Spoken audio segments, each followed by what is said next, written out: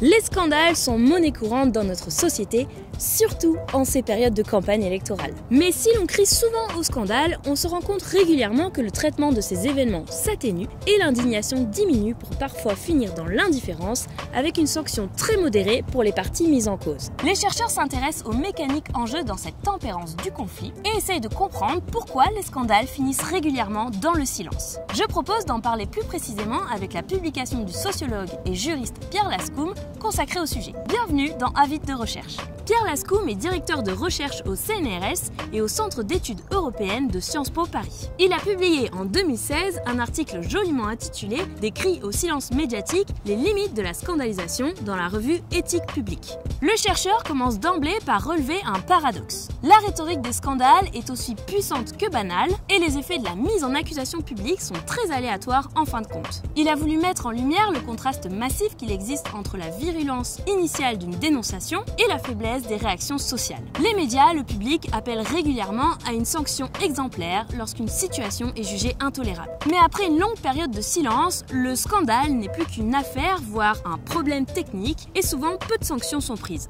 Bon, mais d'abord, il faut poser un certain nombre de définitions. Qu'est-ce qu'un scandale, par exemple? Quelle est justement la nuance avec une simple affaire?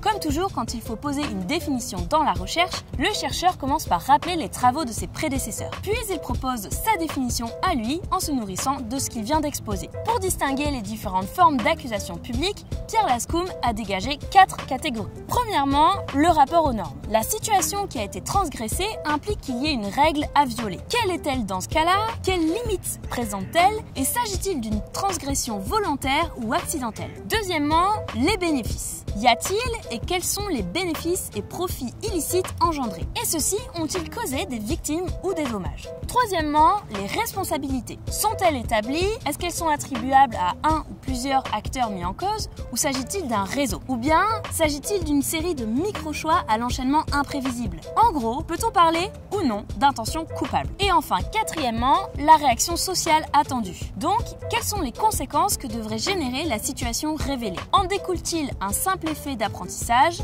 l'adoption de mesures de réparation ou une sanction? Le chercheur se sert de ces critères et de leurs divers degrés pour dégager des définitions globales des 3 types d'accusations publiques suivants. On peut parler de problèmes, d'affaires ou de scandales. Mais il précise bien qu'il s'agit de catégories artificielles dans lesquelles on ne peut pas faire entrer parfaitement tous les événements. Elles sont à prendre non pas au pied de la lettre, mais comme des outils d'analyse. Le chercheur propose donc un tableau graduel comme suit. Un problème présente une violation plutôt incertaine des normes sociales. Pas de bénéfices illicites ni de dommages, des responsabilités non établies et enfin une absence de réaction sociale. En gros, ça va quoi.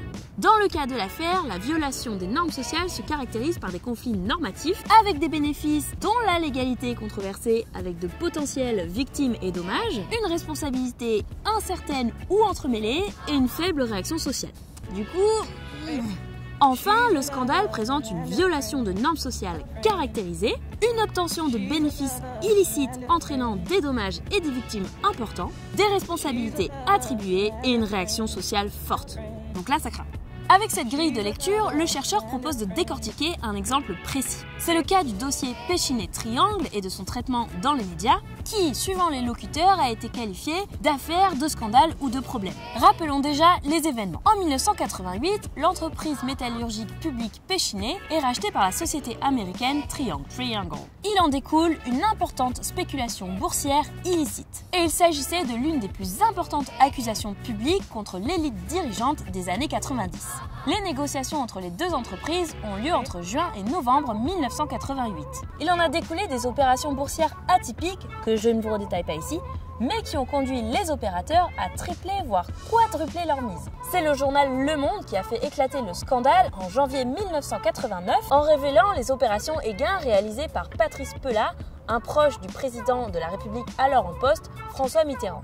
Le journal montre aussi l'implication d'autres bénéficiaires proches du ministère des Finances où s'est négocié le dossier. On a ici tous les éléments pour déclencher une mobilisation sans précédent. Une transgression avérée, de grands profits illicites, des acteurs économiques et politiques de premier rang, une révélation par la presse et enfin une réaction ferme des autorités de contrôle. Notre chercheur a mené une analyse sur 302 articles de presse sur les 6 quotidiens principaux généraux et économiques de la presse française. Le Figaro, Libération, Le Monde, Le Parisien, Les Échos et La Tribune. Le chercheur découpe la chronologie en 3 périodes. D'abord entre 1988 et 1989 avec la révélation et la découverte progressive des implications. Ensuite entre 1990 et 1992 avec l'instruction et enfin en 1993 le procès.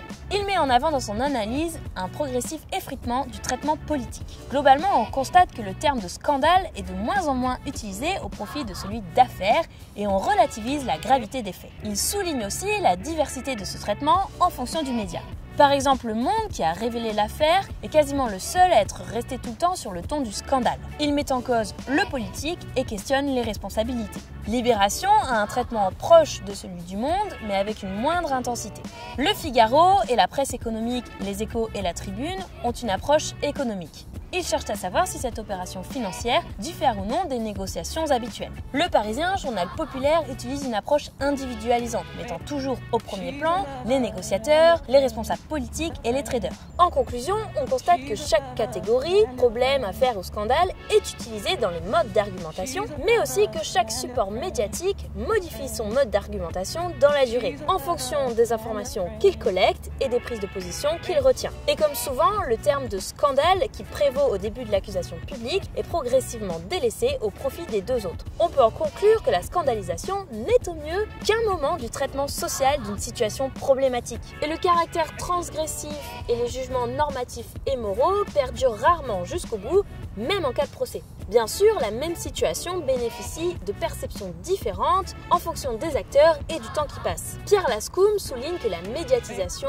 permet rarement une bonne compréhension des situations et qu'elle peut être assez caricaturale avec 2 types d'interprétations majeures, soit il s'agit de quelques pommes pourries, soit c'est tous des pourris. En tout cas, les effets sociaux qui découlent de l'accusation publique sont souvent sans proportion avec la flambée émotionnelle et ou idéologique initiale. Tiens par exemple le cas Fillon.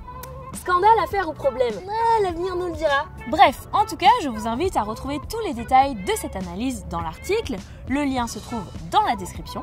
Si vous êtes chercheur en sciences humaines et sociales et que vous voulez nous soumettre une publication récente, n'hésitez pas non plus à nous écrire au mail qui se trouve aussi en description. Et moi je vous dis à très vite pour un nouvel avis de recherche.